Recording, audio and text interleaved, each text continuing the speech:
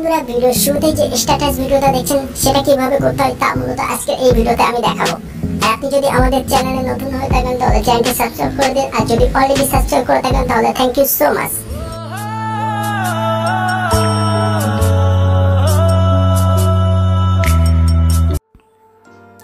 First of all এই ধরনের video editing করার জন্য আমাদেরকে দুইটা অ্যাপ্লিকেশনের প্রয়োজন। ফার্স্ট হচ্ছে পিক্সার্ট, সেকেন্ড হচ্ছে pixaloop। তো দুটোই প্লে স্টোরে অ্যাভেলেবেল আছে এবং ভিডিওটি ডেসক্রিপশনে অ্যাপগুলি প্রোভাইড করা আছে, আপনি সেখান থেকেও অ্যাপগুলি ডাউনলোড করতে পারেন। এখন আমি দেখাবো pixaloop অ্যাপটি কীভাবে প্লে স্টোর থেকে ডাউনলোড করবেন। Open play store and typing in the search bar pixaloop and here you can see pixaloop। আমার অলরেডি অ্যাপটি ডাউনলোড করা আছে, তো এখান থেকে আপনাকে জাস্ট ডাউনলোড অপশানটি ক্লিক করতে হবে। এটার প্রো ভার্সন আপনাকে প্লে স্টোর থেকে বাই করতে হবে, আর ফ্রিতে কীভাবে ডাউনলোড করবেন সেটাও আমি দেখাবো। Open Google browser and typing in the search bar pixaloop mode APK. এরপর এর মধ্যে যে কোনো একটা ওয়েবসাইট থেকে আপনাকে প্রো ভার্সন ডাউনলোড করতে হবে। তো আমি যে কোনো একটা ওয়েবসাইট থেকে প্রো ভার্সন কীভাবে ডাউনলোড করতে হয় সেটা আমি দেখাবো। তো এর মধ্যে যে কোনো একটা ওয়েবসাইট ওপেন করতে হবে, তারপর নিচে স্ক্রল করার পরে pixaloop প্রো এটাতে ক্লিক করতে হবে।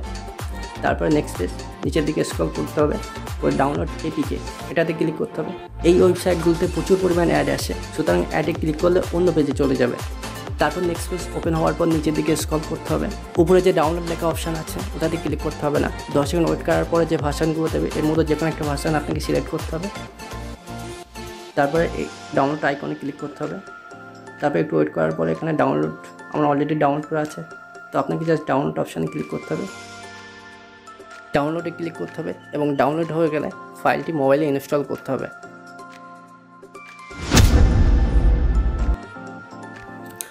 অ্যাট ফার্স্ট পিক্সার্ট অ্যাপ্লিকেশনটি ওপেন করতে হবে।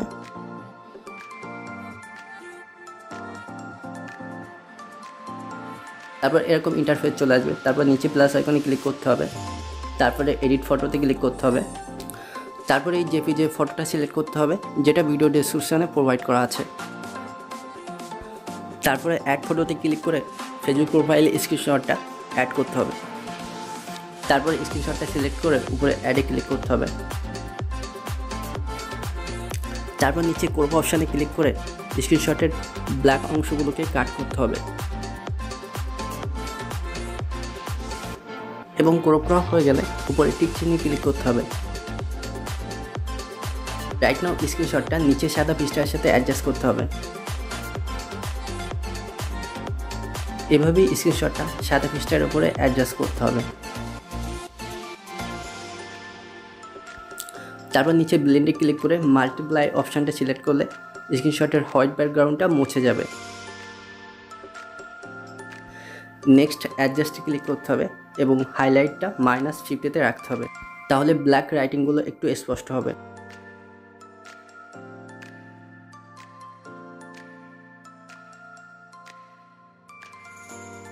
নেক্সট উপরে ইরেজ অপশানটা ক্লিক করতে হবে। ইরেজ অপশানে ক্লিক করে ছবির বাইরে যে লেখাগুলো আছে সেগুলোকে মুছতে হবে। এই যে ছবির বাইরে যে লেখাগুলো আছে এগুলোকে মুছতে হবে। সো নিচে যে রবার চিহ্ন আছে এটাতে ক্লিক করতে হবে এবং রবার দিয়ে ওই লেখাগুলোকে মুছতে হবে।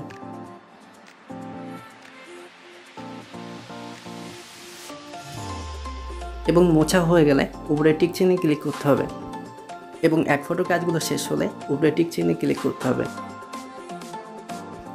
তারপর টোটাল ফটোটা একটু এডিট করতে হবে। সো নিচে টুলসে ক্লিক করতে হবে, তারপর এখান থেকে অ্যাডজাস্ট অপশানটা সিলেক্ট করতে হবে।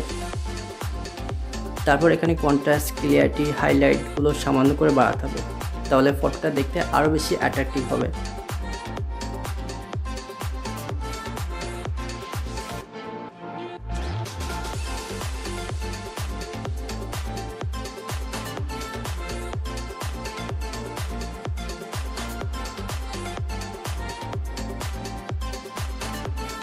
এবং হয়ে গেলে উপরে টিক চিহ্নে ক্লিক করতে হবে এবং সব কিছু ঠিকঠাক থাকলে ফটোটি সেভ করতে চাইলে উপরে ডান দিকে কোণায় তীর অপশানটি ক্লিক করতে হবে, তারপর অ্যাডটা ক্লোজ করতে হবে। তারপর সেভ টু গ্যালারি অপশানটি সিলেক্ট করে রান করলেই ফটোটি গ্যালারিতে সেভ হয়ে যাবে। পিক্সার্টের কাজ শেষ হলে pixaloop অ্যাপটি ওপেন করতে হবে। pixaloop অ্যাপটি ওপেন করার পরে এরকম ইন্টারফেস চলে আসবে। তারপর প্লাস আইকনে ক্লিক করতে হবে, আবারও প্লাস আইকনে ক্লিক করতে হবে এবং যে ফটোটা মাত্র পিকচার দিয়ে এডিট করলাম সেই ফটোটা সিলেক্ট করতে হবে। নিচে এলিমেন্ট অপশান আছে, এলিমেন্ট অপশানে ক্লিক করে কিছু এলিমেন্ট অ্যাড করতে হবে। ফার্স্ট ফায়ার এলিমেন্ট অ্যাড করতে হবে, জাস্ট ক্লিক এলিমেন্ট অ্যান্ড নিচে স্ক্রল করতে হবে। তারপর ফায়ার ইমোটগুলোর মধ্যে সেকেন্ড ফায়ার ইমোটটা সিলেক্ট করতে হবে। তারপর ফায়ার এলিমেন্টটা দুইয়ের মধ্যে ছোটো বড়ো করে পুরো জায়গাটায় অ্যাডজাস্ট করতে হবে।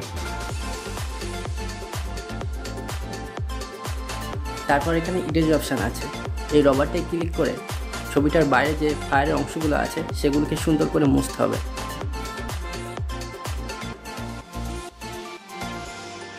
এভাবে সাদা পিকচারের বাইরে যে ফায়ারের অংশগুলো আছে সেগুলোকে ভালোভাবে মুছতে হবে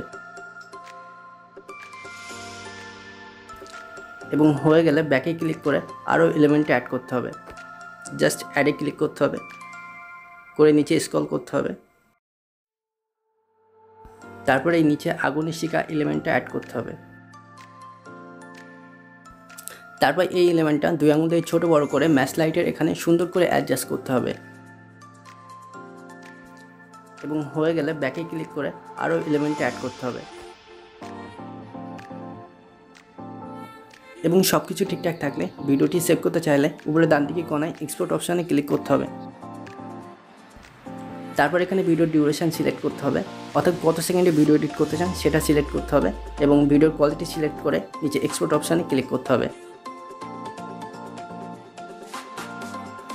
এবং এক্সপোর্ট অপশানে ক্লিক করার পর ভিডিওটি গ্যালারিতে সেভ হওয়ার জন্য এক্সপোর্ট হচ্ছে।